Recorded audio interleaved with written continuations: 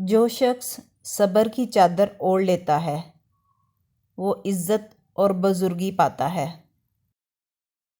لوگوں نے پوچھا، یا رسول اللہ، کون سا اسلام افضل ہے؟ تو نبی کریم صلی اللہ علیہ وسلم نے فرمایا، وہ جس کے ماننے والے مسلمانوں کی زبان اور ہاتھ سے سارے مسلمان سلامتی میں رہیں۔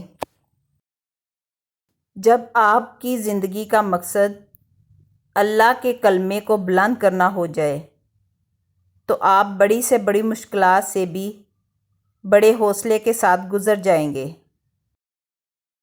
ترقی کے لیے بڑے خزانے ضروری نہیں، بس ایک اچھی سوچ چاہیے۔ عمل کی دنیا میں استقامت چاہیے۔ اپنے آپ کو بہتر سے بہتر بنانے کی ہر روز پلاننگ کی جائے، ہر روز کچھ سیکھا جائے۔ تمہارا اللہ رحمان رحیم ہے، تمہارا نبی رحمت للعالمین ہے، اور تم بھی ایک دوسرے پر شفقت اور رحم کرنے والے بن جاؤ۔ اس دنیا میں نکارہ چیز کی کوئی قدر و قیمت نہیں، پھر چاہے وہ انسان ہی کیوں نہ ہو۔ اس لیے اپنے آپ کو منواؤ اور پھر جو کچھ حاصل ہو اس پر اللہ کا شکر ادا کرو۔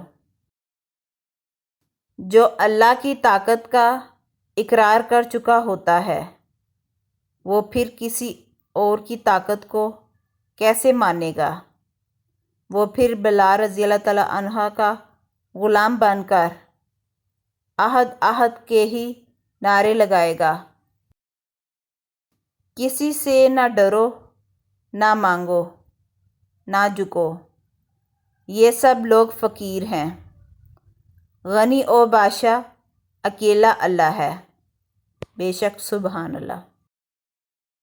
یہ زندگی ایک دفعہ ملی ہے، عبادت کے مزے لے لو، یہ دن دوبارہ نہیں آئیں گے۔